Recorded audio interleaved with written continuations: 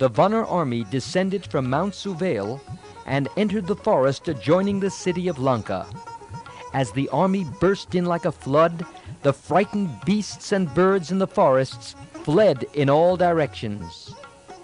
Gazing now from below at the mountain fortress and the divinely beautiful city constructed by Visvakarma, Ram was again filled with wonder and exclaimed, "What beauty! What wealth!" The Vanars, for their part, noted the Rakshasa warriors' strength and readiness for battle, the thick walls and mighty engines of defense. From Lanka, all ready for war, the sounds of drums and trumpets issuing from the city increased the eagerness of the Vanars for battle. The army stood in ordered divisions as instructed by Ram. Looking at Lanka, he said, "Lakshman, look at the beauty of the city." Then his mind turned to Sita. She would have known by now, he thought, of his arrival with the army, and her depressed heart must have revived. But he spoke nothing of this and engaged himself in the arrangements of the army. Suddenly, and without any noise or warning to anyone, Sugriva sprang up into the sky and alighted on the terrace on top of the tower of Lanka. There he saw Ravana seated, clad in red royal robes, like a thick black cloud seen in the red evening sky. His scar, caused by the tusk of Indra's elephant, shone like a crescent moon on his chest. Sugriva cried out, "Ravana, you are caught. I am a friend and servant of Ram. This is your last day."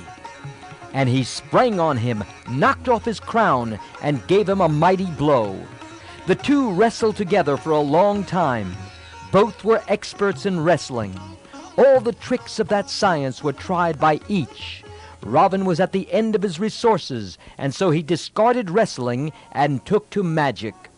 Sugriva, seeing this, disentangled himself and sprang back to where Ram was.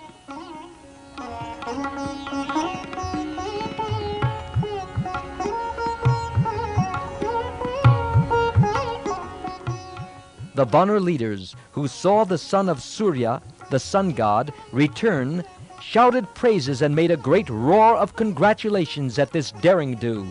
It was rash and reckless, no doubt, but it would give the Rakshasas some idea of the courage of the foes they were up against. Ram, too, was glad to see that Sugriva had returned safe. Observing bleeding wounds on his body, he said, "Sugriva, I am filled with wonder and joy at your valor. But what you did was not right. It is not for a king to rush into risks. How could you suddenly and without consulting anyone take such a dangerous course?" Sugriva confessed, "True, it was improper to rush into battle without consulting you. But when I saw the villain who had insulted Sita, I was overwhelmed by anger and forgot my duty." Next, the Vanar army surrounded Lanka on all sides in the manner laid down by Ram. Ram sent for Angad and said to him, "Prince, take this message from me to Ravana, and tell him this. O great sinner, your end is approaching. Ram waits at your fortress gate, ready for battle. Trusting in the boons of the demigods, you have become proud and wicked. You have troubled the world too long, and have committed too many heinous sins. The time has now come for the world to be cleansed of you. If you come out in the open and fight and die in battle, your sins will be washed away, and you will gain a place in the world above as a hero. But if you love your life, humbly restore Sita to her lord and beg for forgiveness. Then you can escape with your life.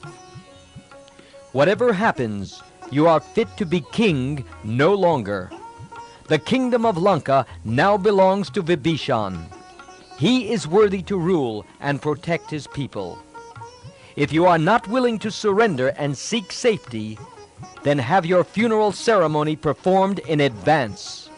Bid final farewell to all your dear possessions in Lanka. Prepare for death. Now come out and meet Ram in battle." Go, Angad, and deliver this message to Ravana.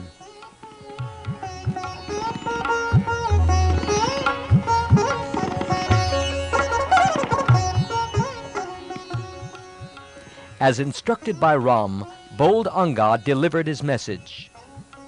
Listen, Ravana, I am the son of Bali, whom you no doubt remember. I have come as Ram's messenger. The time for your liberation from sin has come. You may, if you choose, die in battle and attain the heaven of brave men, cleansed of your foul sins. But if life is dear to you, you may beg of Ram after humble surrender. He never refuses mercy to a suppliant. If what I have heard about you is true, you will elect to fight, which means you choose to die.